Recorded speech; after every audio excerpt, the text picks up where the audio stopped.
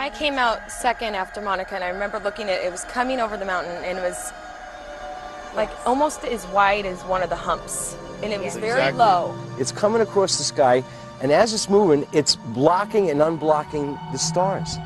There is actually a shape. It was more like a boomerang than like a straight V, and then the lights were spaced pretty evenly.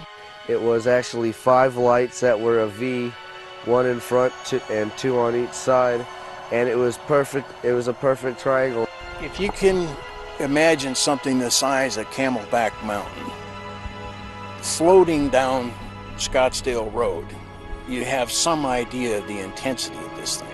The object we saw, if we opened up a newspaper, you could not block out the object that we saw. People say, Mike, now you saw a B-2 bomber. My response was, we could land all 40 of our B-2 bombers on the wing of that craft. You know, it's one of the biggest things I've ever seen that moved like that. I mean, it was just enormous. It happened last night, and eyewitnesses who saw it say it's like nothing they've ever seen before. I don't know if it was as big as an aircraft carrier. It might have been, because I've never seen an aircraft carrier fly. It barely missed that mountain. Really? Yeah, came floating over the mountain.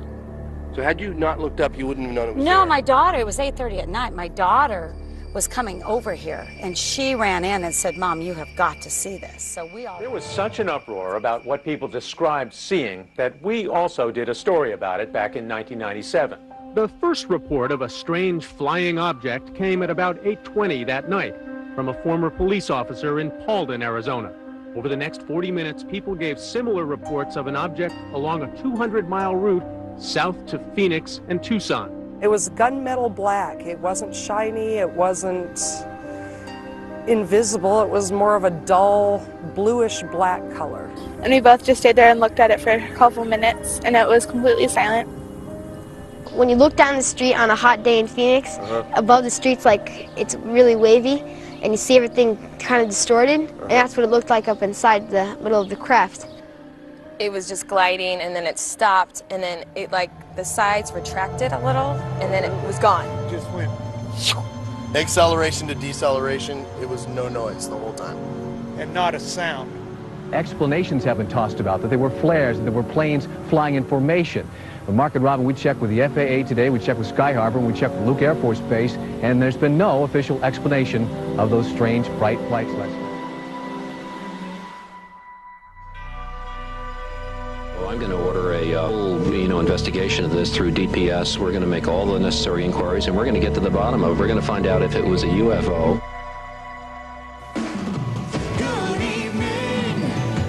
I'm Patty Kirkpatrick. Remember those mysterious lights in the sky? Well, the governor says there are new leads in the case. Good evening, Arizona. Governor is holding a news conference on the lights in the sky over Phoenix in March. Let's listen in.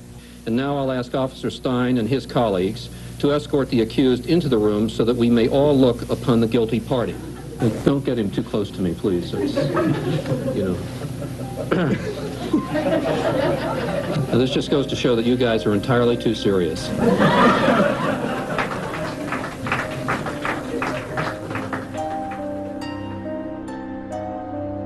I think what really irritated me was the joke the governor pulled with the Martian. You know, I just didn't have time for that kind of stuff. He was just dismissing everything that these people had seen and said, just like we're all Looney Tunes. And I know what I saw, and that's not what you're telling me what I saw. I didn't see flares. I didn't see A-10 Warthog. So how about we work together and try to figure out what this thing is?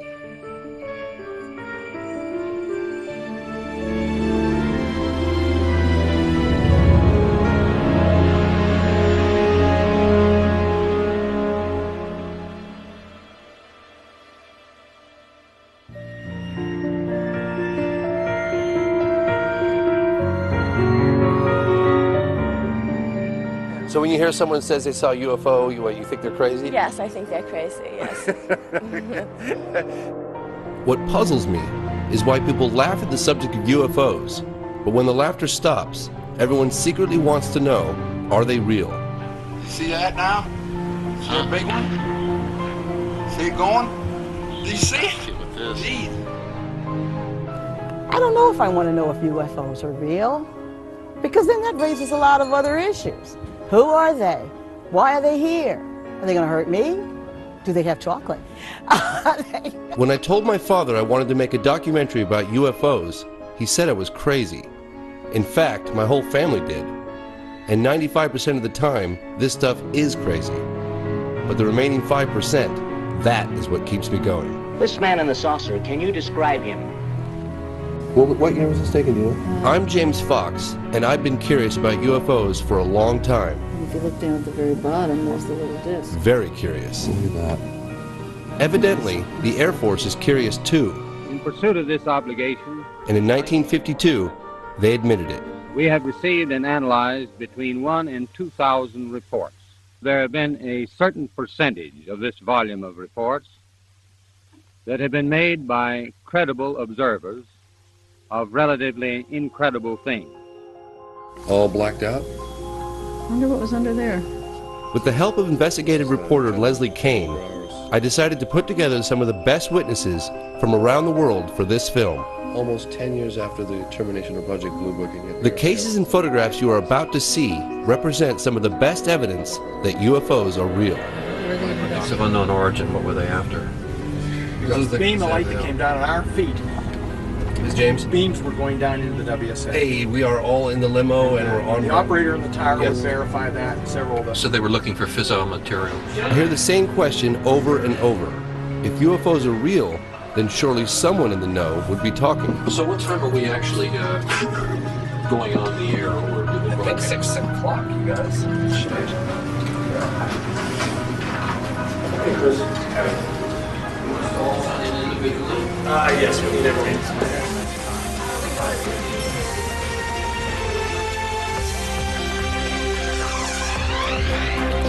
Good evening. A historic occasion will take place in Washington on Monday. Former high-level government employees, military officials, and pilots from all over the world will come together. They'll discuss their own UFO sightings and encounters, and they'll do it at the National Press Club in the nation's capital. This group has gathered together to call on the United States government to take an active role in investigating cases involving unidentified flying objects. James Fox, will you be there Monday too? Absolutely, yes. To establish the fact that the phenomenon is real and it's happening worldwide. Fife, are we now saying that the United States is taking this seriously, or is this just an event? I think the United States is taking it seriously, and they need to. It's long overdue. And you're going to moderate it, right? I'm going to moderate it. I'm Fife Symington. In 1997, during my second term as governor of Arizona, I saw something that defied logic and challenged my reality. Before this event, I met with the governor at his home to find out why he ridiculed the sighting. We were in the middle of investigating it and just couldn't get any answers. Paralleling that activity was this almost hysterical environment that was building, the hysteria. The governor told me what was actually going on behind the scenes. And we called Luke Air Force Base, and we called the FAA, and I called various touch base with people. I called my general at the National Guard. Nobody had an explanation. People just sort of said, well, we just don't know what it is. Phoenix Councilwoman Frances Barwood was one of the only elected representatives willing to push for an investigation. I would have thought that they would have wanted to do an investigation, but apparently they would rather ignore it. I don't know why. At Barwood's request, Senator John McCain looked into the matter personally. We asked the Air Force to look into it, and this was the first response that we've gotten. We're going to go back and ask them to look at it again. Senator McCain wrote letters to both the National Archives and the Air Force. Both claimed not to have jurisdiction over such matters. I was kind of surprised at that response.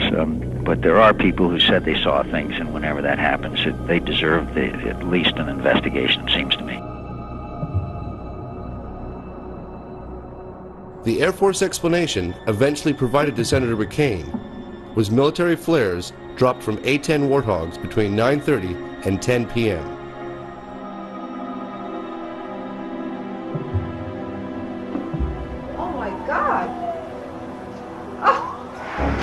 I hit pay dirt. Finally. According to some analysts, these lights captured on film were flares. Well, that is a totally different configuration than we've ever seen before. Yep. But this does not account for the large boomerang-shaped object seen by the governor and hundreds, possibly thousands of others across the state beginning several hours earlier. I mean, it clearly had a shape to it, and a big shape, and it was a constant shape. And you can't control flares that way. There's just no way they were flares. Why can't they tell us? I mean, what's it going to hurt? I would like for them to come out and say, that's top secret and we're not going to tell you what it was. The V formation... I was only able to find one video taken of the earlier sightings. Over a period of somewhere between... I was, however, given this video taken by an Army colonel a few years earlier. It reminds me of what Arizona witnesses described seeing. There's no sound, and it's not planes flying in formation. I don't hear anything, do you? No, I don't hear anything. What in the hell is that? Can you see the stars? Can you see through it? Right behind it. Yeah, I see it now. And it's that's not planes flying in formation behind it either. It's another triangle. What would you say to the people about it? I'd say I saw an unidentified flying object of massive proportions float over the city of Phoenix and Scottsdale, and I don't have the damnedest clue what it was. I saw it. It was over my house. I saw it for 5 minutes. It wasn't something that was a flash that I only saw for a second. Could it have been? I know what I saw. And I get very upset, and I was wondering why they won't find out what it was.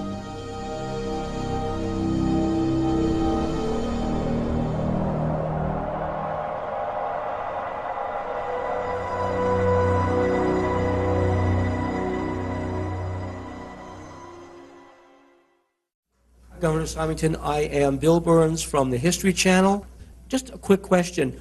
When you were giving your press conference back in Phoenix, were there any external pressures on you to diffuse the situation in the way you did, or did anyone instruct you not to comment on the truth of what was happening in Phoenix? Well, the only external pressure, and it was significant, was the fact that there was just this massive public reaction to the lights over Phoenix. I mean, we've just being inundated by the press and people coming into my office saying this thing is just reaching heights of hysteria and concern. I'd never seen that before. I mean, I'd been in office for quite a while, and I'd never seen kind of that reaction. And so three of us sort of sat down at the end and decided to try to lighten the mood a little bit. Well, I'd like now to set the record straight. I never meant to ridicule anyone. My office did make inquiries as to the origin of the craft, but to this day they remain unanswered. I still don't know what it was. As a pilot and a former Air Force officer, I can definitively say that this craft did not resemble any man-made object that I'd ever seen. Well, I now know that I'm not alone in witnessing something extraordinary. That's the bottom line. There are many high-ranking military, aviation, and government officials, many of whom are here today, who share my concerns. Some of them have truly exceptional stories to tell. Hundreds of people saw a majestic triangular craft with a span of approximately 120 feet. Powerful beaming spotlights moving very slowly without making any significant noise, but in several cases accelerating to very high speeds. Physical traces on the ground from the craft were confirmed by the local police. The official conclusion of Japan in 1979 was that about 15% of the cases remained unidentified after careful analysis by our experts. Fue entonces que me acerqué a 100 metros del objeto. Tenía unos 10 metros de diámetro, estaba como esmaltado con una cúpula de color crema sobre una base metálica ancha y circular. No tenía motores, ni escapes, ni ventanas, ni alas o antenas. Carecía de todos los implementos típicos de un avión y sin ningún sistema visible de propulsión. Lamentablemente, el tema relacionado con los ovnis se encuentra muy contaminado y con una importante cantidad de información falsa. Most UFO sightings turned out to be misidentifications of things such as aircraft, satellites and meteors. But in around 5% of cases, no explanation could be found. Washington, D.C. is no stranger to this story. Could these saucers be some kind of a secret weapon of ours? No. If they were, Air Materiel Command would be the first to know. How about a device from a foreign country? We know they're not. What is your opinion, Colonel? The U.S. Air Force's involvement with UFOs started back in World War II when pilots reported being followed by luminous orbs. They were nicknamed Foo Fighters.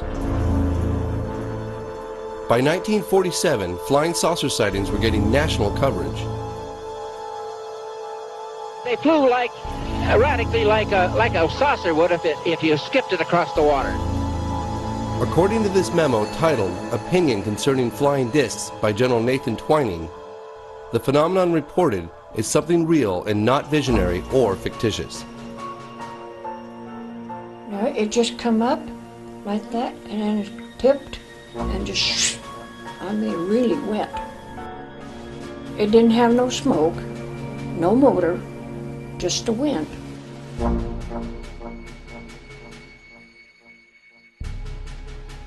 It went fast. I've never seen anything go so fast in my life as that thing went. Yeah.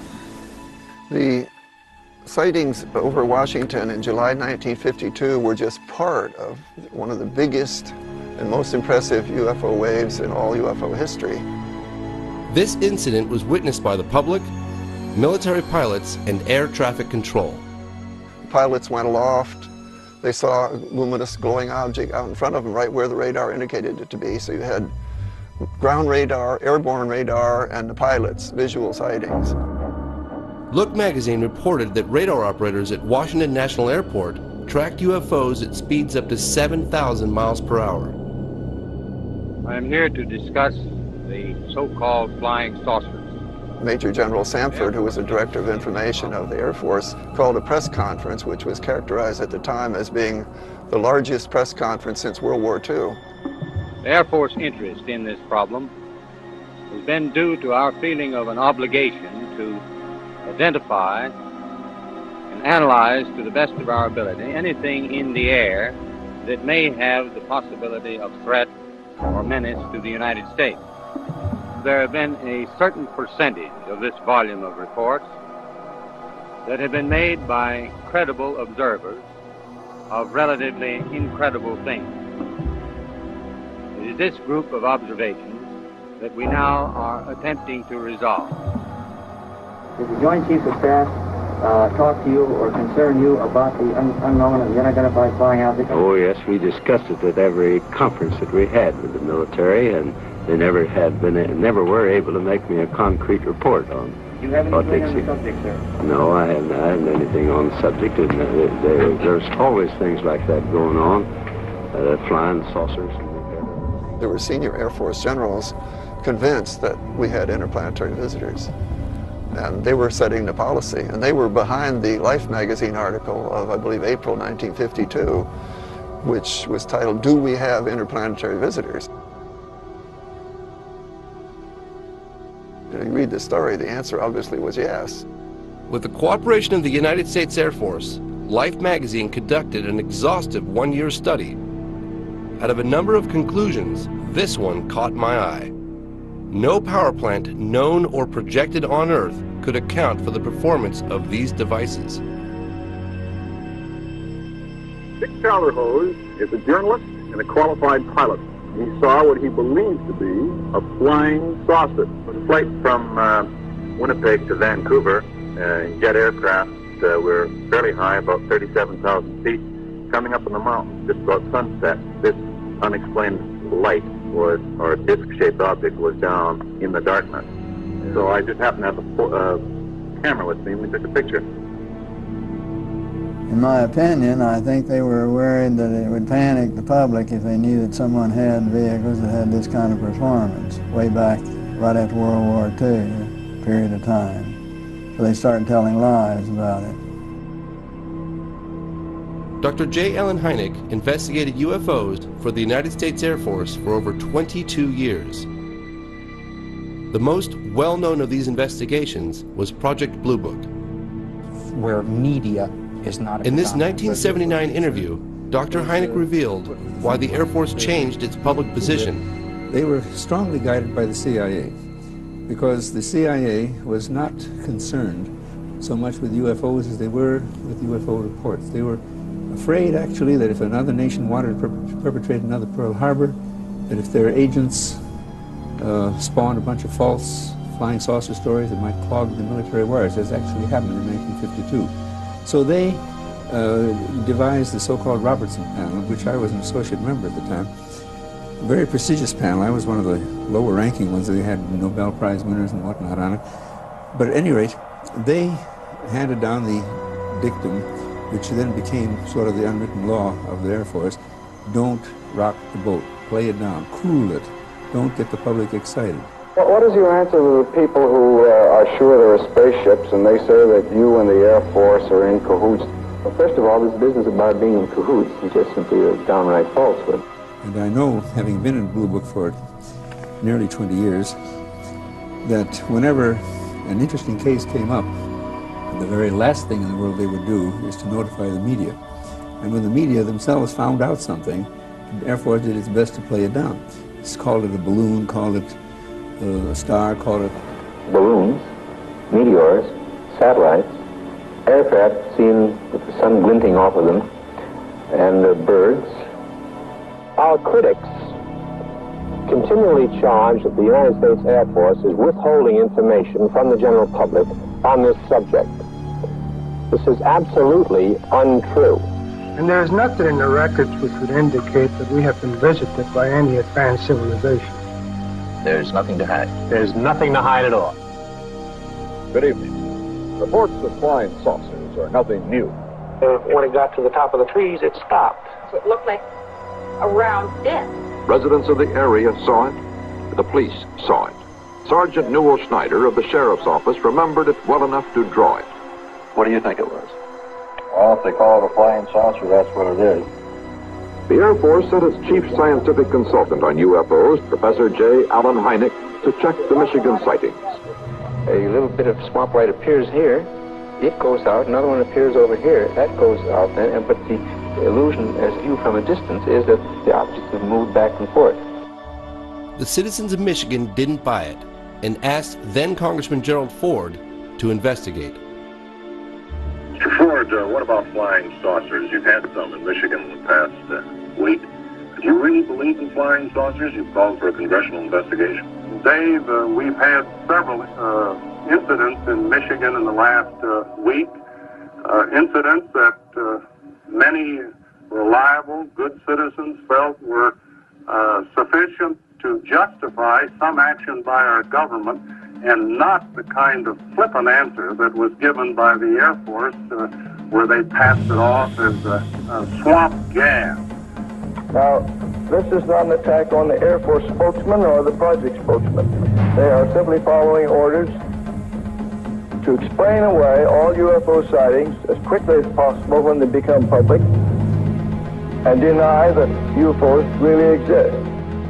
Scientists were being misled, even as the public was being misled. And to this day, most scientists have no inkling of the serious hardcore evidence, because now it's all treated like a tabloid subject. Are you sorry now that you did tell people what you saw? Yes, I am. I am sorry, because not that it's not the truth, but it's just the idea, the reaction of the people. They think you're a nut, to tell you the truth. That's just what they figure you are. And I'm not going to take it no more. I don't want nobody down in here. I just leave me alone. And if the thing lands right there by that pump, I'd never say a word. 10 years ago, in 1969, they closed Blue Book, and I thought for a while that maybe well, maybe this was finally going to be over. But since that time, we've had about 25,000 more UFO reports. Many of the hundreds of people reporting the sightings believe they've all seen the same object. It's called the Hudson Valley UFO.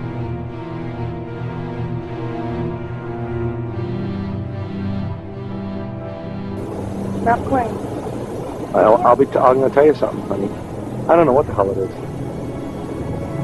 It moved in a very straight line, very slowly. There was absolutely no noise.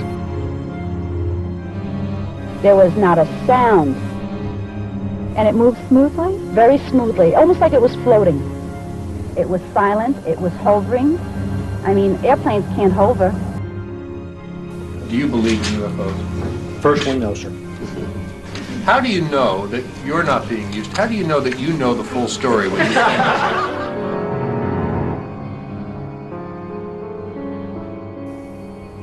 My name is Gary Tuckman with CNN, and this question's for the governor and Mr. Callahan. This really is a government that doesn't mind scaring us. We still have orange alerts and red alerts, and they scare us all the time. It keeps people in work. So I'm wondering why you think, and you just state that that's the reason and that's it. Is that really the motivation for a government that doesn't mind scaring us? If these phenomena are as technologically advanced as they appear to be, then one could say that we're completely vulnerable as a civilization. And that's, to some people, that might be horrifying. And I'm just speculating on that feeling of vulnerability. And so a lot of people like to say, well, you know, we're not vulnerable. That's just not true. That didn't happen. And they shut it out of their minds.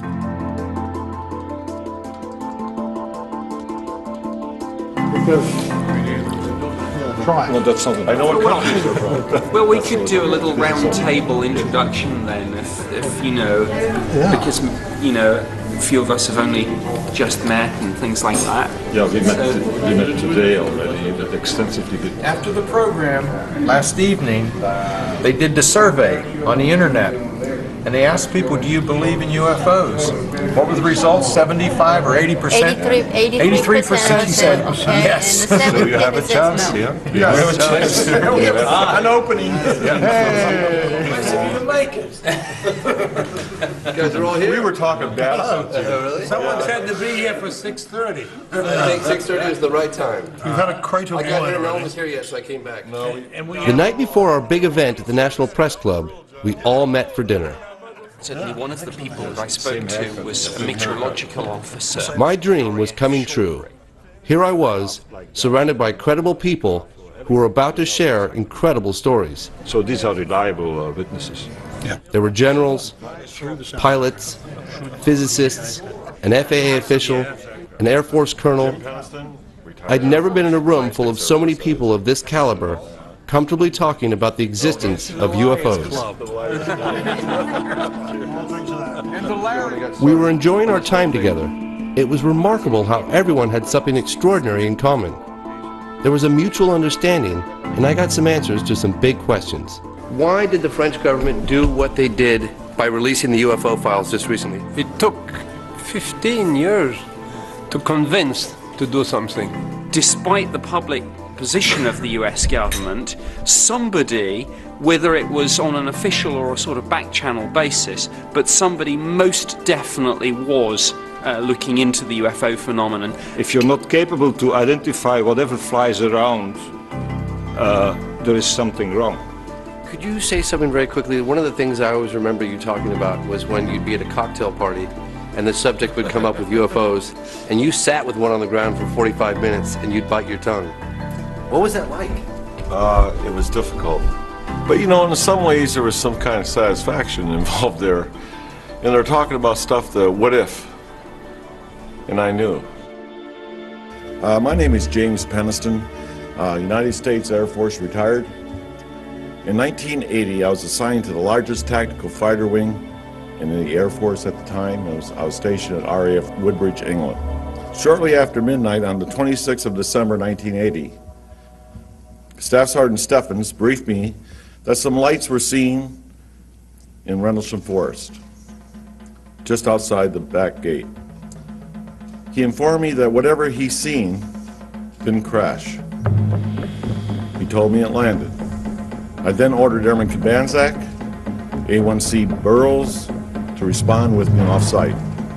That night, we were on Security 1, which was in charge of mobile security for the Woodbridge base, and we responded to Jim Burroughs' sighting of something out on the edge of the flight line. The controller on the radio broadcast over the air that go down and check out a possible UFO. There was a craft of some sort that was sitting just inside the tree line. When we arrived to the suspected crash site, it quickly became apparent that we were not dealing with a plane crash, or for that matter, anything else we've ever responded to. Burroughs would say to Jim Pennison, "Do you see that? Do you see what's out there at the edge of the trees?" It was just bright lights, you know, and the only way you can describe it is, I guess you'd call it an object. At that point in time, 3 of us had direct observation of the craft. I then asked Airman Kabansak to relay the radio transmissions back to our control center. Burroughs and I proceeded towards the craft. The only noise we heard out in the woods was the noise of the animals. Just as Burroughs and I entered the tree line, the shape of the craft was defined. The closer we got, the more the white light dissipated, but what appeared was a triangular craft. When we approached it, it was, I say it measured probably about 9 feet long, maybe 6 feet high, a little higher, maybe 6.5 feet. The lighting emanated from the fabric of the craft, and it would actually move around. I mean, it would move. You'd have different locations where maybe a little blue lighting was going into it, or maybe a little red. And then there must have been some type of lighting underneath of it, because it silhouetted the aircraft itself. I went around and started doing a 360 walk around the area, taking, recording my observations. I was looking underneath the craft like that. I had taken quite detailed notes on that. Type of aircraft still unknown. No apparent landing gear. No sound, but appears to be pulsating somehow. Yeah, it was pretty nerve-wracking. I mean, there's something there right in front of you, you don't know what it is. I would go ahead and feel the craft, which was warm. There was static electricity in the air. Very warm to touch. Identifying markings are on left front side. As I came around to the one side of the craft, there was etching on the face me just above the center part of the craft itself. Of course, this is done all freehand as I was walking around the craft, but these symbols ran from left to right across, and then underneath that line of symbols was this, which is triangular, and some type of circle here, some type of circle here, and a larger circle here. And of course, all this was filled in with the etching part of it. I was curious about the symbols that Jim Pennison copied in his logbook. I had these symbols enlarged and then showed them to cryptologist and mathematician George Daglish. I wanted to know if he had any ideas as to what they might mean. The first symbol looks to me like a vessel with a steering oar afloat in some sort of medium. The second symbol looks like a glyph associated with a mathematical idea known as the Fibonacci series, which is found everywhere in nature. And this is what we have here. The root of a Fibonacci series, 1, 2, and 3, taken as a whole, which is a rather clever glyph, all in one. Mr. Daglish stressed that this was only speculation, but I found his interpretations quite interesting, especially since I've always heard that the only universal language would be mathematics. From that glyph. So this is the last glyph, and how did you decipher this? They could represent an apse in an orbit, a perigee, or an apogee. And if they are apses, apogees and perigees, it means that the orbiter is doing a highly precessive orbit, like that. So if you were going to survey a planet, and this is an orbiter, I assume, which would be a very sensible arrangement if you were using the vehicle as a surveying vehicle, because you would get a maximum look at the planet. I don't think they were trying to send us a metaphysical message about the beauty of life or the reason for the universe or anything like that, or their own existence. I think it was just more a utilitarian marking so that they knew what craft they were dealing with. I knew that that craft could not have been made by man.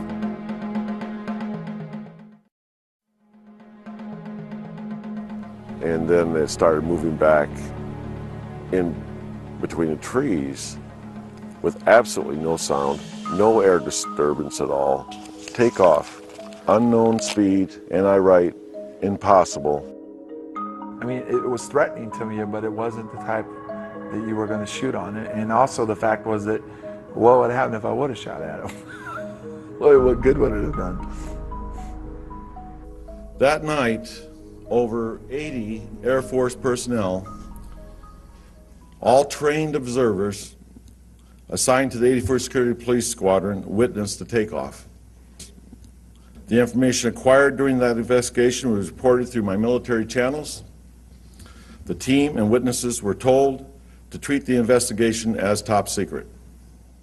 Thank you.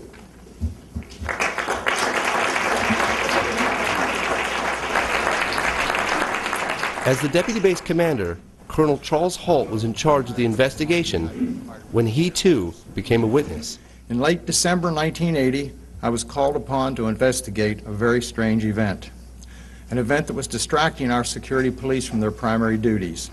I believe that he went out there to debunk the whole situation, and I think he got in the middle of a situation he couldn't explain either. 2 nights later at the family Christmas party, I was interrupted by the on-duty police commander. He told of strange events and said it was back. Since my boss had to present awards, I was tasked to go out and investigate. I fully expected to find an explanation. During this entire event, I was fortunate to have with me my small pocket recorder. It's a little in there. What you're about to hear are excerpts from the original recording made that night. There's no doubt about it. There's some type of strange flashing red light ahead. It's yellow. I saw a yellow tinge in it too. Weird. And now we've got an object about 10 degrees directly south, 10 degrees off the horizon. And the ones in the north are moving, one's moving away from us. It's moving out fast. This one on the right's heading away too. Yeah, we're both heading north. Okay, here he comes from the south. He's coming toward us now. One approached at a very high speed and sent down a strange beam right at our feet. Now we're observing what appears to be a beam coming down to the ground. This is unreal. Another object sent down beams of light into the weapons storage area. The whole time we had difficulty communicating with the base, as all 3 radio frequencies that we were using kept breaking up. I have no idea what we saw that night, but I do know with great certainty it was under intelligent control.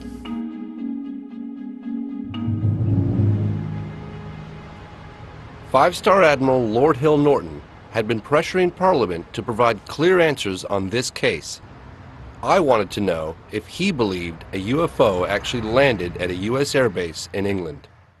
That is one explanation, that it actually happened, as Colonel Holt reported. The other explanation is that it didn't. And in that case, one is bound to assume that Colonel Holt and all his men were hallucinating. The British Ministry of Defence's position is that nothing of any defense interest took place. This position was strongly criticized by the Admiral. That the colonel of an American Air Force base in Suffolk and his merry men are hallucinating when there are nuclear-armed aircraft on the base must be of defense interest. If indeed what he says took place did take place, and why on earth should he make it up, then surely the entry of a vehicle from outer space, certainly not man-made, to a defense base in this country also cannot fail to be of defense interest. Outside the Parliament building, I met with Nick Pope. He investigated UFOs officially for the British government. I reopened the case and conducted a sort of cold case review of the original investigation, and I was shocked to find a series of basic errors had been committed, exactly the same sorts of errors that often fatally undermine a police investigation. Nick Pope shared with me some startling evidence from the Ministry of Defense's files. This is one of the most important documents to have emerged from the MOD's case files. It's from an assistant director in DI 52. This is their assessment of the radiation readings that Colonel Holt and his team took at the landing site. What we have here is a plaster cast of one of the 3 indentations the object that Jim and the other 2 gentlemen approached. It's approximately 8 to 10 inches across and about 3 inches deep at its maximum point. This is cast number 2. He made an impression of all 3 of the indentations and they were all identical. Now, here's the key bit. These levels seem significantly higher than the average background. And in fact, I double-checked this with some other government scientists, it's about 8 times normal. So this is absolute proof positive from the MOD's own documentation that something extraordinary happened.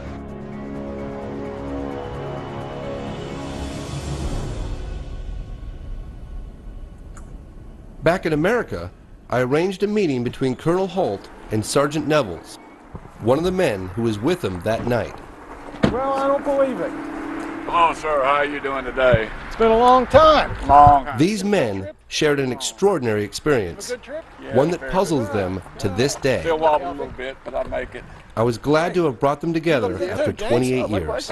If you've been there and done that, it's a whole lot different than the skeptics that we sometimes run around with, and they can't believe us. And a lot of the other people that were involved, especially Peniston and Burroughs and all, have had all kinds of complications and career problems. I did too. Peniston retired as a tech sergeant and probably should have made chief. There's no doubt about it. There's some type of strange flashing red light ahead. It's yellow. Step by step, Colonel Holt and Sergeant Nevels went over what happened that night. Yes, it's brighter than it has been. Yellow. It's coming this way. It is definitely coming this way. What was going on right there? It was approaching us. Yep. No way of calculating how fast it was going. It was just gone. The turns were 90-degree turns. They were just abrupt. Right, and there's no way that anything we had in technology then, and I don't believe the technology we have today, would allow anything that we saw to make the turns the way they turned. We met with General Gordon Williams, the wing commander of the entire base. He would neither confirm nor deny the incident. He did, however, tell us how he felt about a leaked memo written by Deputy Base Commander Colonel Charles Holt. That went under the door and I didn't see it. Now, did he have a motivation in doing that? Did he think that if he brought it into me, I would have stepped on it? I certainly would have looked at it very carefully because it had some things in there that I don't think we were prepared to defend. Once that cat was out of the bag, you know, I couldn't put Humpty Dumpty back together again, and it lived its own life. I just find this very interesting that the U.S. Air Force or government generally says that they don't investigate UFOs since the termination of Blue Book, and yet you're convinced that there was an investigation that took place. So who gave the orders to do that? It certainly didn't come from anybody that was normally on the base other than the OSI. I didn't tell my wife. I didn't tell my daughter. I had a top secret clearance, and when I was told to shut up, I shut up.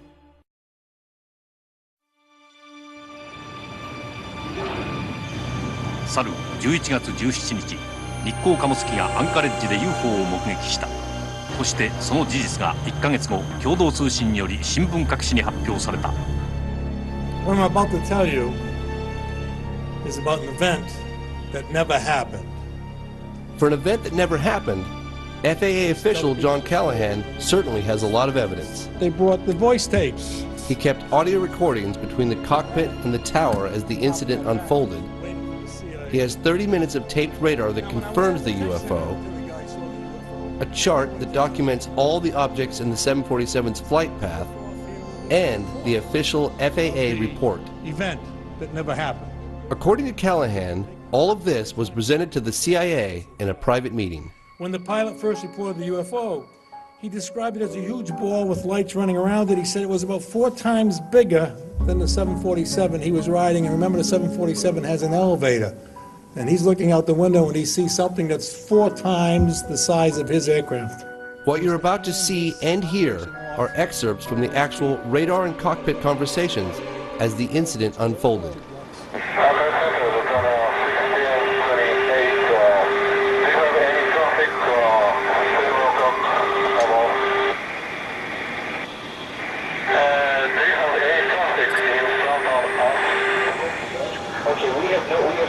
No more to the aircraft working up there. Spinner 1620, then Roger shot, picking up a hit on the radar, approximately 5 miles in trail to your 6 o'clock position. Do you concur? Spinner 1620, then, sir, if you're able to identify the type of aircraft, if you can tell whether it's military or civilian.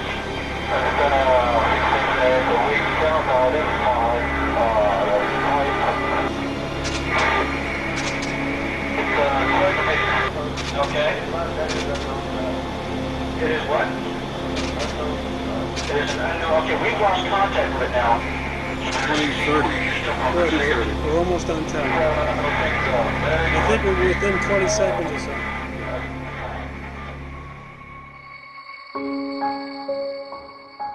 So one time he says it's over here at 12 o'clock and 8 miles, and when the antenna goes by, we see a target there. 10 seconds later, it is now behind him, 6, 7 miles behind him. So it's going from 8 miles out here to 6 or 7 miles back here, really in only 5 or 6 seconds. When I went back to headquarters, I gave Admiral England a quick briefing and showed him the video.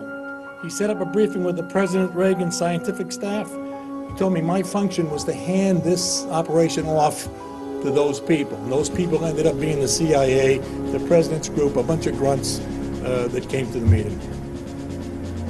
The CIA said to all the people there, this event never happened. We were never here. And you're all sworn to secrecy. We are confiscating all this data.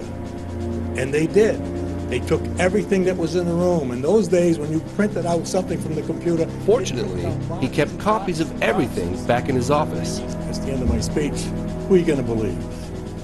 Your lying eyes or the government?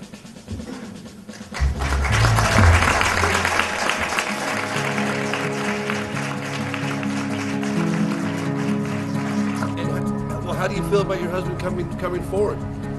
Well, I think that that's John.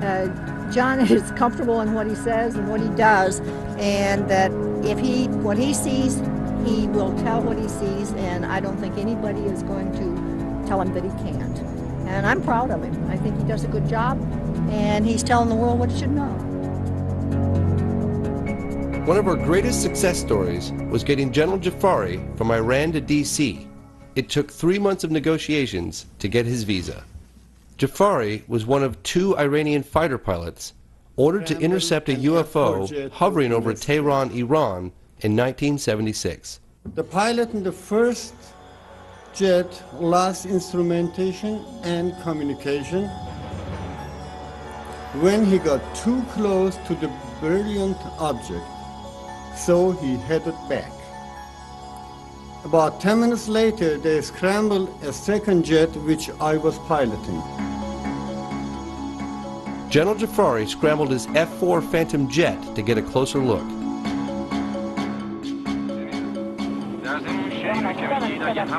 He gave us this Iranian Air Force reenactment film featuring the original witnesses and planes.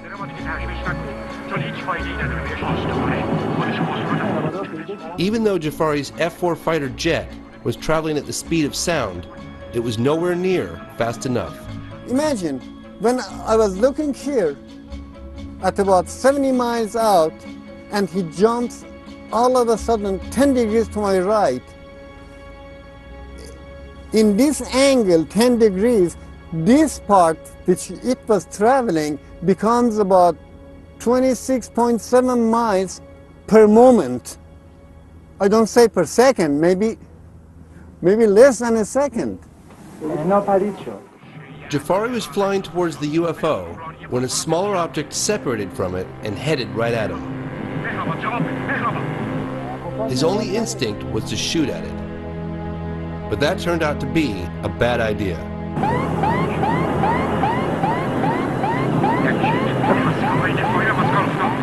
All the instruments were fluctuating with the garbles and the radio, so I was really frightened.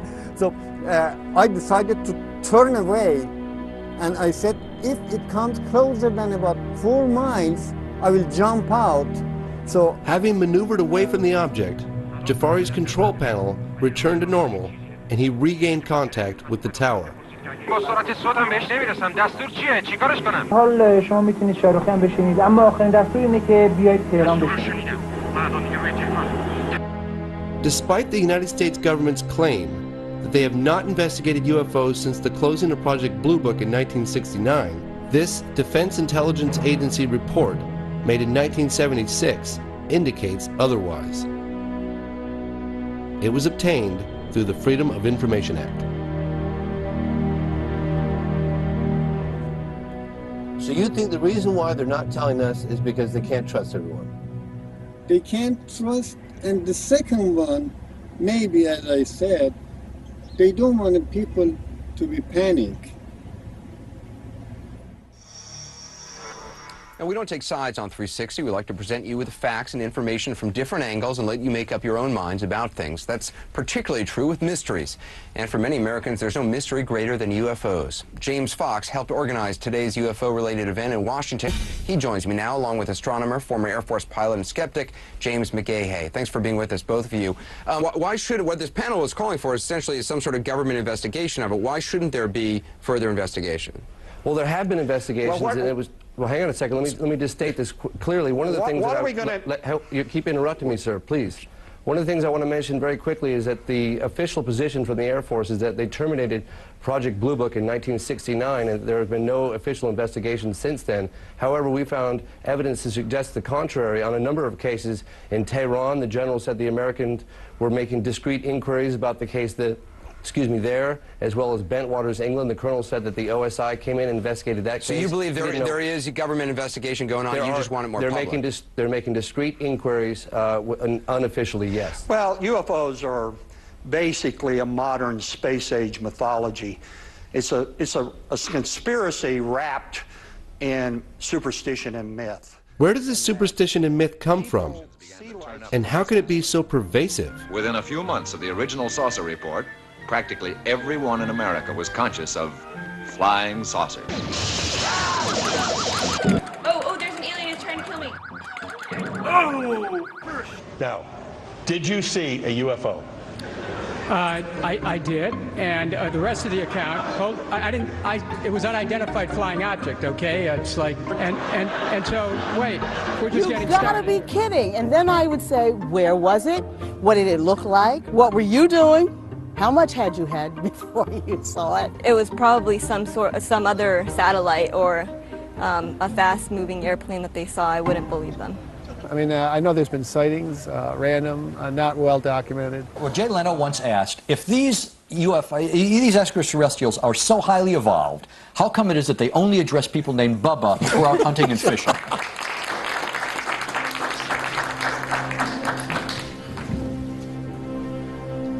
Ladies and gentlemen, good morning. My name is Wilfried de Brouwer. I'm a retired Major General of the Belgian Air Force, and I was Chief Operations in the Air Staff at the time that an exceptional UFO wave took place over Belgium. The nature of this sighting was such that people identify a large triangular platform with very intensive spotlights and also hovering, being static at a certain moment, being able to fly at very low speeds and then accelerating to very high speeds in seconds. In addition, these objects didn't make any noise. It was only a humming noise.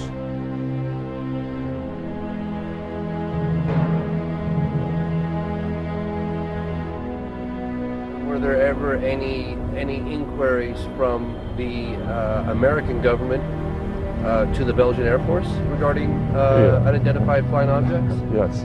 Well, some informal inquiries, but nothing formal. I would have liked to see a formal request. But some people came to my office and asked about this phenomenon and also what we thought about it, and asked to have a copy of a video which was taken by one of the aircraft which tried to intercept one of these objects. And I said, yes, you can have a copy, providing there is a formal request. And we never received a formal request.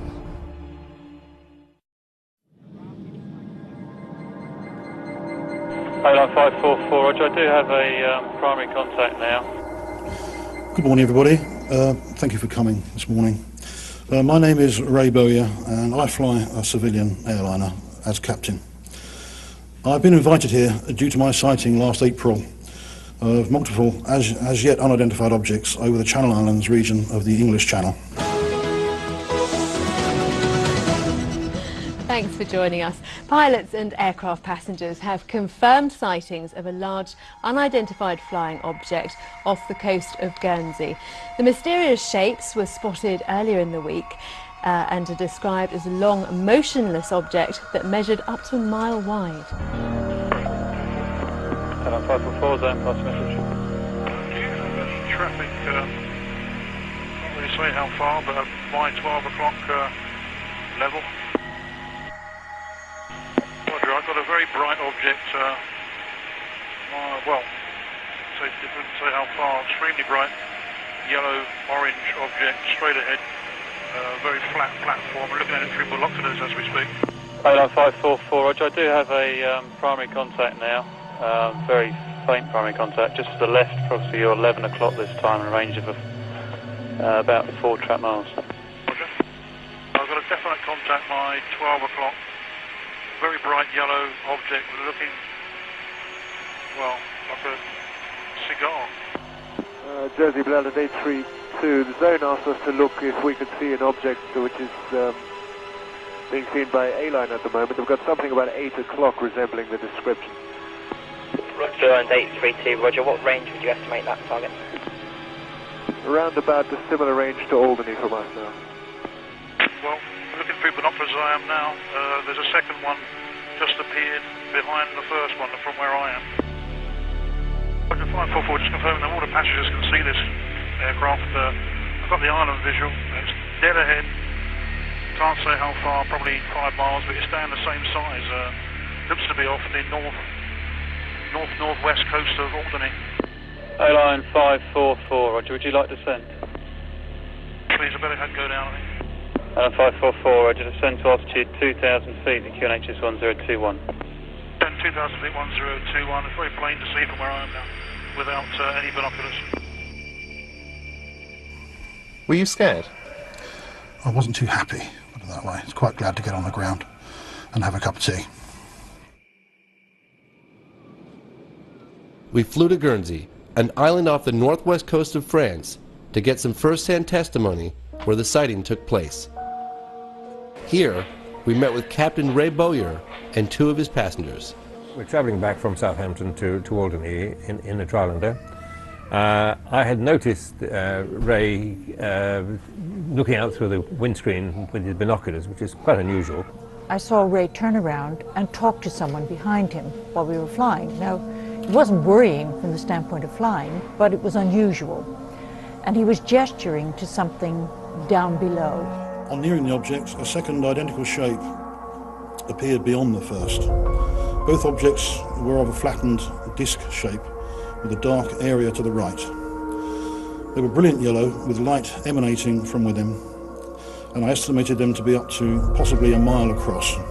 I pointed it out to John. He had to lean across me to be able to see it.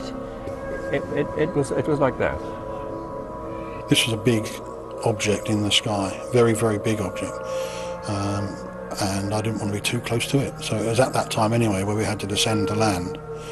and with both objects still visible and to a lot of the passengers in the back of the aircraft, we descended through the 2,000-foot haze layer and lost sight of it. So Ray, why didn't you bring this to the attention of your passengers? I mean, normally when a pilot sees something of interest, he says, if you look out to your left, you'll see... Yeah, New York. Right, you know what I mean? It was a little bit far away from me.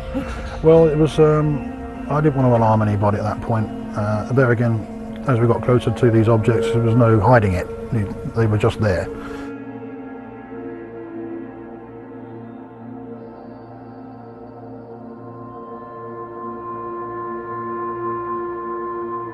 I've taken note of some of the differences between the British and the US reporting system. It appears that attitudes on opposite sides of the Atlantic are very different when it comes to the required reporting and recording of this type of event. I would have been shocked if I was told that the CAA in UK would obstruct an investigation, or if the CAA told me that what I had seen was something entirely different. But it seems that pilots in America are used to this sort of thing here. I returned home from Guernsey to find a DVD sent to me from Salida, Colorado. Listen carefully to the 6-year-old girl who points out a UFO to her dad. Dad, can a spaceship grow bigger like that? Huh? Huh? Uh-huh. It could. I'm not sure what the sounds are, but the object reminds me of what Ray and his passengers described seeing. It moved over that part of the sky there. It probably moved 100 miles in a matter of a second or two. These up there now, you know. You see that now? See a big one? See it going? Do you see it? Oh, you can't see it. I can't see it with this. These.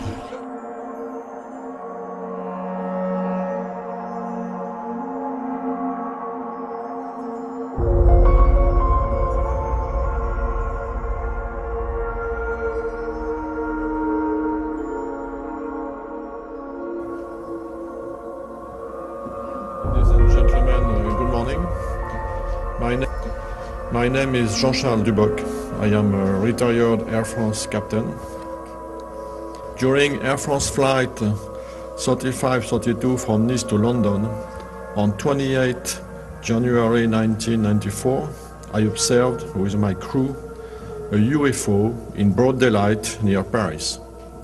And it looked like this, with a bank angle of 45 degrees. It seemed to be a huge flying disc. It stabilized and stopped moving.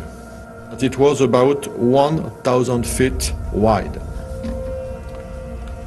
The most incredible aspect is that it became transparent and disappeared in about 10 to 20 seconds. My co-pilot, Chief Steward, and I quickly realized that what we were seeing didn't resemble anything known to us, and we reported our sighting to Reims Traffic Control. There is a crew of 3 persons plus radar correlation at the same time, not the same place but the same time, and that means that we have had something real over Paris one day, a huge thing. Good evening. Last week, several people in Stephenville, Texas, a small rural town of about 15,000, 70 miles southwest of Fort Worth, witnessed what many are calling a UFO. James Fox, I know you've been probing this for a long time. We've never got an answer to this. Why do you think the Air Force doesn't want this out? Well, I mean, what are they going to say? We don't know what's flying around in our airspace with impunity. Why can't they say that?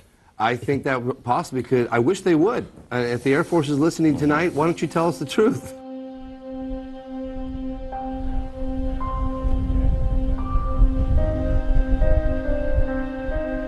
Well, I came in on Tuesday night, a week and a half ago, started down the driveway, and I looked back here to the southwest, just past the windmill. So I'd say maybe 5 miles away, there was a real bright light came on, and it's almost as bright as like a welding arc.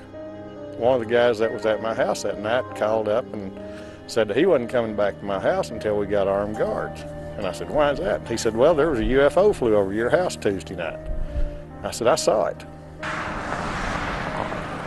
I was so distracted by what I saw that you could have had a train go in front of me and I wouldn't probably heard it, because I was so focused on these lights. But I do not remember hearing any noise at all whatsoever. How would you describe the acceleration? Probably the speed of light. And I tried keeping up with my binoculars and I couldn't. This case, so far, qualifies for that 5%.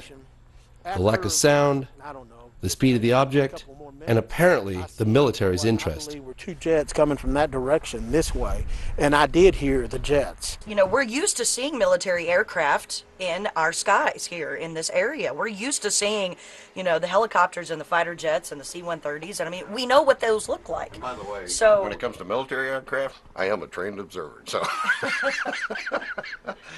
Whatever that's supposed to mean. Whatever that means, right? Why don't we take another break here? We're visiting with James Fox, filmmaker in town, doing research on the UFOs and interviews. We'll take a break. We're back right after this. Good evening, everyone. Welcome to Dublin. In Dublin, the whole town showed up to discuss this sighting. My name is Steve Hudgens. I'm senior field investigator for MUFON. We're down here to investigate this extraordinary event. It was going so fast and it didn't make any noise. The lights seemed to be streaming and breaking around it. Then 10 minutes later it came back by, and that's when it had the two military jets chasing it. I've been a witness to this and give you all the information I can. You don't want to come forward and say anything because they'll say, oh, they're an idiot, because I've thought that before until I saw this. I guarantee you the jet, whoever's flying the jets, they had a visual on it. It was incredible. I listened to many witnesses and then went to the editors of the local paper where this story first broke. Headlines. I mean, these are all headlines. Angela Joyner saw me on CNN the night before and assumed I had all the answers. Major Carl Lewis at Carswell, I've talked to him a lot, and he said something of this size would leave a sonic footprint much like what we know as a tornado path. It would just demolish things on the ground. Why don't we see that? I have no idea. That's a good answer. Angela and local radio station Mandatory FM introduced me to Ricky Sorrells. We had a drink at the local bar where he agreed to meet with me the following day. These aircraft in the area, they wouldn't normally be flying. They told me that Ricky had seen a lot more than lights in the sky. Hey, we can open the door, kiddo. I used to think that people that saw this and came on camera and said this kind of stuff, I thought, man, these guys need some help, you know? But it happened to me, and I can't change that. I had a hard time dealing with it, but... So you looked out all the way in that direction, you didn't see the edge? Looking up, Ricky said he could not see the edge of the craft in any direction. You couldn't see the edge of it? Couldn't see the edge of it. But I do know this, it's bigger. You could have landed an airplane on that, I believe. God, it's an incredible story. Nothing, no sound, no when it was hovering, nothing when it moved from left to right, and nothing when it took off. And holding his rifle and sometimes actually looking through his scope, Ricky stood under the craft for about 3 minutes. I don't know if you've ever been in that situation, but no, I certainly haven't. I've been in only very few times in my life, but I had to slow my mind down to actually think about what to do with it, the information that I was receiving for the first time. And that's what I did. I studied it. You know, I seen no nuts, bolts, rivets, seams, no welds, none of this. It looked like a piece of sheet metal. You know, it wasn't shiny. It was a dull, I don't know what you call it, matte finish maybe.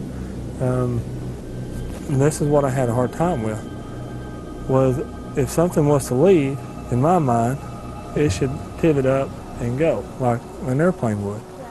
This did not do that. This stayed completely flat, and it went at a 45-degree angle away. And it took off at such a high rate of speed that no way I can describe it as if I would have blinked. I would have thought it just disappeared. On January 21st, 2008, Robert Powell and Glenn Schultz received radar data from the FAA. This image was created directly from that data. Each black dot, and there were over 140, represent radar confirmation of an unknown object whose flight path is seen heading towards Crawford Ranch.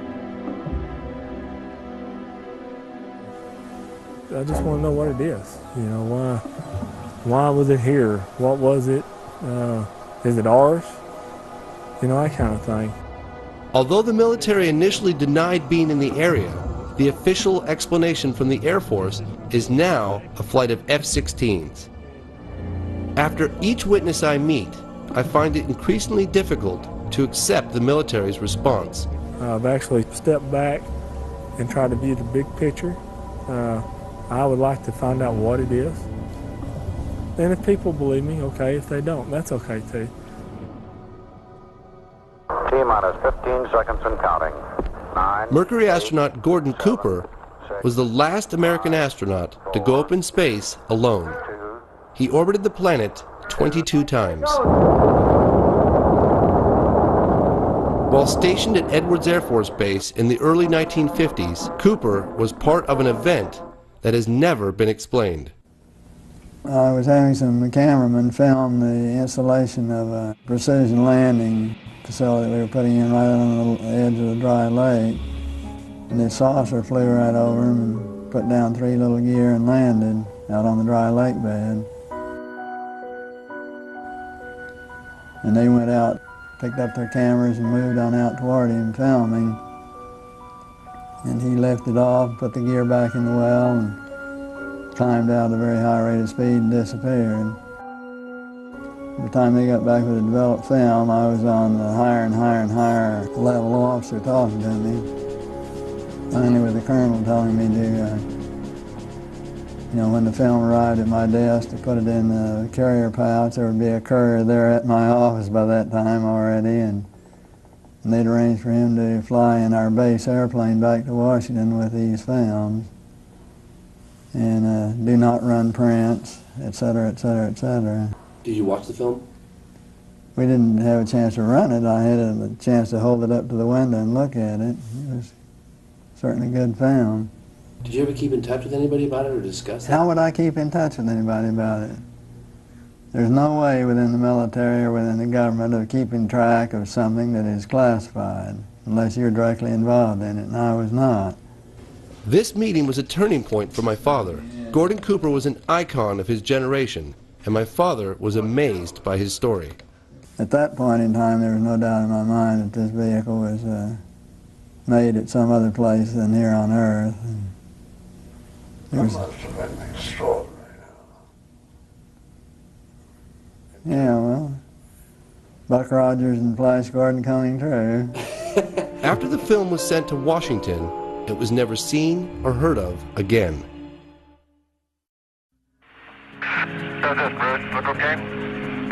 Apollo 14 astronaut Edgar Mitchell was the 6th man to walk on the moon. He has met with people in military and government positions from several countries who have privately shared with him information about UFOs. Seem to be well-documented events that represent flying craft that do not match anything we have in an earthbound arsenal. I felt that Dr. Mitchell would know the reasons for secrecy. Why are we stonewalled? I can't answer that question. I think it's long past time to open this up to the public. But the best answer is probably because they don't know what to do about it anyhow. My father and I caught up with President Carter at a book signing in San Francisco. What happened to the UFO issue? What happened to the UFO issue? I don't really know what happened to it. I saw one, but I don't know what, it just disappeared. Did you ask when you were president? What is it? Yes, but there's a lot of different answers, and nobody has proof of things.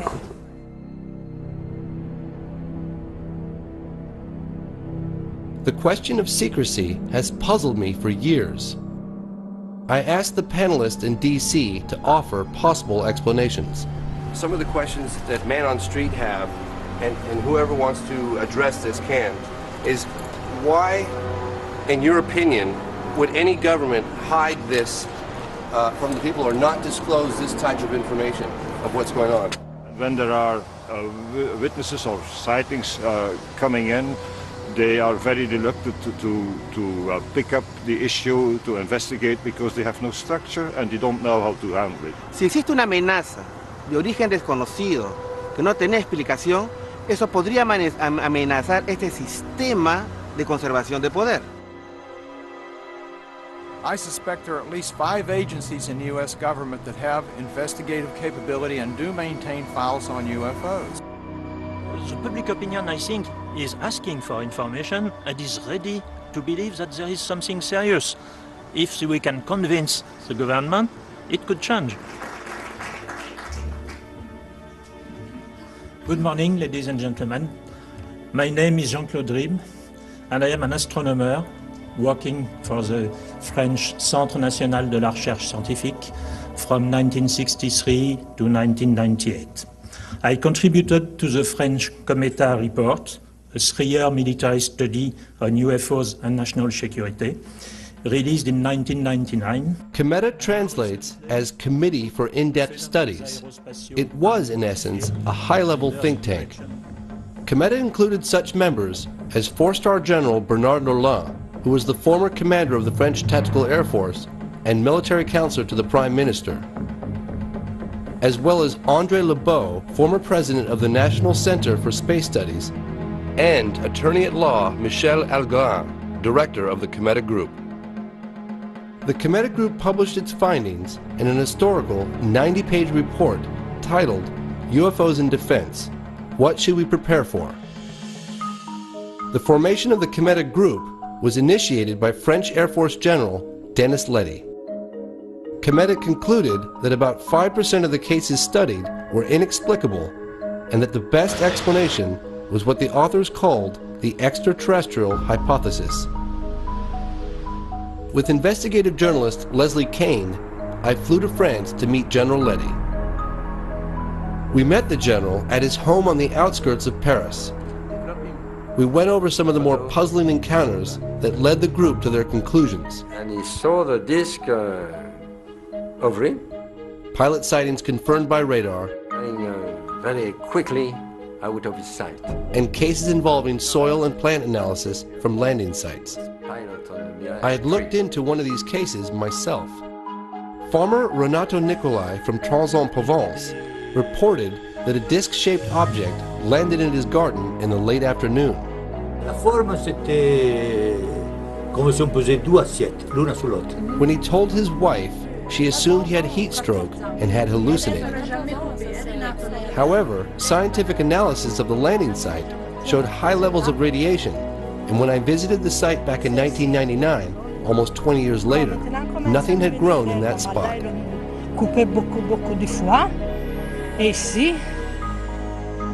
The town of Trans-en-Provence labeled the farmer a flying saucer fanatic. Je peux pas dire que c'était une soucoupe volante, que c'était... J'ai vu quelque chose, il s'est posé, il est reparti. What we're looking at? I mean, what is this photograph? General Letty also shared with us some impressive photographic cases. One of these was featured on the cover of the Cometa report. So it's mapping, is it mapping the ground? Mapping the ground. And developing... A mapping plane from the government of Costa Rica was flying at 10,000 feet. It had a high-resolution camera running automatically under the fuselage, taking a picture every 17 seconds. On one of the frames, this object was captured.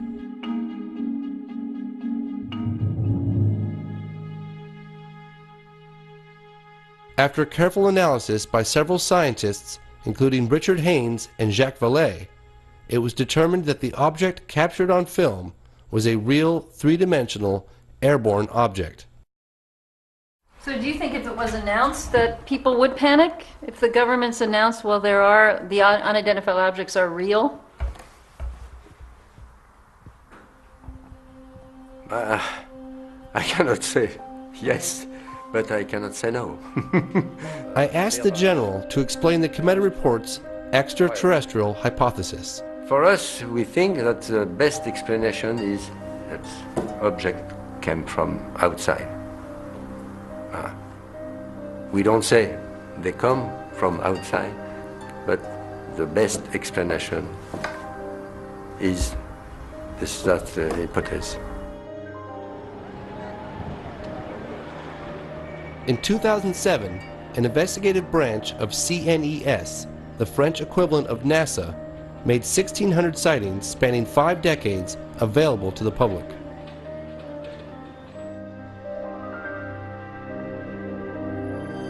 I asked CNES for an interview. I wanted to know who allowed the release of these files and why. C'est le président du Centre national d'études spatiales quand il a décidé de remettre en route l'activité du GEPAN, de réorganiser, qui a donné comme mission de travailler de façon transparente vis-à-vis du public et des médias. We reviewed several extraordinary cases. Some even involved landings. I asked him what his personal beliefs were. Je crois que probablement nous découvrirons dans le futur que peut-être il y a de tout et que certains cas sont peut-être des visites extraterrestres, mais d'autres cas seront probablement des observations naturelles qu'on n'arrive pas encore à expliquer aujourd'hui. Et ça, c'est grande comme histoire. C'est grande histoire. C'est un grand projet. Ouais. Big job. Huge job.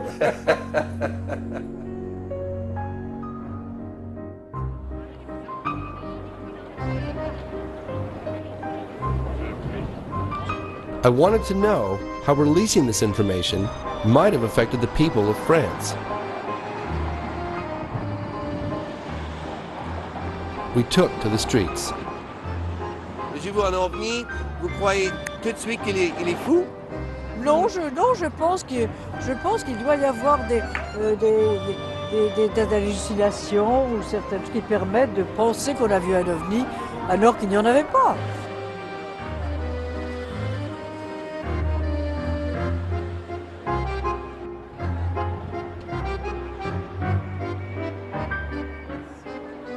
Does it make you scared? Yeah. I'm scared too that they're going to come and they're going to be hostile and they're going to try and they're going to hurt us or do something to the world. Do you think governments know more than what they're telling us? Apart from American government. Yeah. Est-ce qu'il est possible que ça peut venir ici? Pourquoi pas?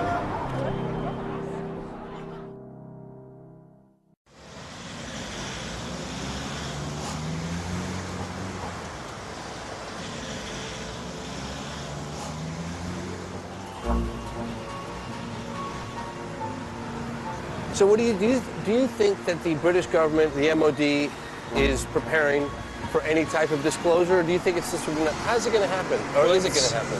It's not going to be, as I say, disclosure with a big D. Right. It's going to be disclosure with a small d. In other words, we will be releasing the files, but in May 2008, the British government began the process of releasing its entire archive of UFO files. From 1991 through to 1994, I was the desk officer responsible for these investigations. And these cases included incidents where reliable witnesses, such as police officers and pilots, reported structured craft performing speeds and maneuvers significantly in excess of anything that they'd seen military jet aircraft perform. In July of 2009, the Ministry of Defense released this document. It's a briefing regarding the mass sighting over England in 1993. In summary, it states, there would seem to be some evidence on this occasion that an unidentified object or objects of unknown origin was operating over the UK. To the skeptics who say there's no evidence, I would say this. The Ministry of Defence in the United Kingdom has received 10,000 UFO reports since 1950. Not just lights in the sky, but structured craft, sometimes tracked on radar. But don't take my word for it. All this can be viewed at the National Archives on the Ministry of Defence website. So the evidence is right out there. The phenomenon has not changed a great deal. It has not changed materially since 1947. And I'm quite sure that neither we nor the Russians had anything like the capabilities demonstrated by the UFOs in '47. I don't think we have now.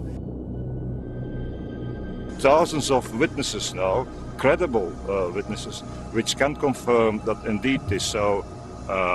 Activities which cannot be related to terrestrial activities. They're not aerodynamic. There's something else, and the suspicion is that they're anti-gravity or some kind of electromagnetic gravitic drive to them, which would explain a lot of things that goes on, including the electromagnetic effects on vehicles and so forth. Furthermore, it is not customary for countries to test their secret weapons or secret devices in 133 different countries all over the place. And also, from a moral standpoint, I doubt very much that we would have sent astronauts to the moon using antiquated chemical fuels if we had a way of doing it much more efficiently. If we have, then it's criminal that's being kept strictly in military hands, because this would solve all of our energy problems in the world.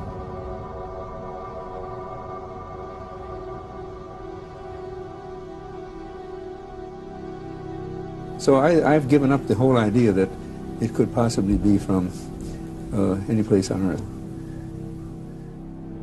Why don't governments tell the public what's going on? To accept that some object overfly and the country being unable to clear the sky of the... You cannot admit it. Do you think it's possible that it was from another world? My Air Force training says I can't think that way, okay? A story this big, there's no way it could be kept secret from the public. What do you say to someone like that that says that? Well, somebody's kept it pretty secret for quite a while, haven't they? Our country needs to reopen its official investigation that it shut down in 1969. The United States government can no longer shun an international dialogue about this phenomenon, and we invite the government to work in cooperation with countries as represented on both sides of me here today. This position is supported by President Clinton's former Chief of Staff, John Podesta. Podesta, also an advisor to President Obama, spoke at a 2002 press conference organized by the Coalition for Freedom of Information. I think it's time to open the books on questions that have remained in the dark, on the question of government investigations of UFOs. It's time to find out what the truth really is that's out there. We ought to do it really because it's right. We ought to do it because the American people, quite frankly, can handle the truth. And we ought to do it because it's the law. Bring up these witnesses from the Air Force and the National Aeronautics and Space Agency. Have them interrogated by members of the House or Senate committee. Let them put their records on the line. And let the people who have allegedly seen unidentified flying objects come and testify. There was one last thing I asked Jacques Patinet, the man who helped release France's UFO files, what advice he would give to the American government. Bon, j'ai pas vraiment de conseils à donner au gouvernement américain, je pense qu'il est... Mais bon, je pense que simplement dire que je pense pas qu'il faut avoir peur de la diffusion de ces informations. Voilà, c'est tout. Mais je ne veux pas me permettre de donner de conseils au gouvernement américain, certainement pas. Un avión procedía a perseguirlo y nos hemos ido alejándonos y en ascenso de la base. I've met with UFO witnesses from around the world, military officers, politicians, and everyday people like you and me. And he says, this target over here... They come forward with nothing to gain and everything to lose because they want answers. All the way across this valley. Not the same old explanations of swamp gas, military flares, weather balloons, or misidentified aircraft, but the truth. There's no reason for me not to say what I saw. I had nothing to hide. I have nothing to gain. Maybe somebody involved with the U.S. government knows the origin of these craft, but I don't. All of a sudden, 10 degrees to my right. If they're ours, then somebody has been hiding revolutionary technology for over 50 years. I've never seen anything go so fast in my life as that thing went. Yeah. If any of them are not man-made, then we're not alone.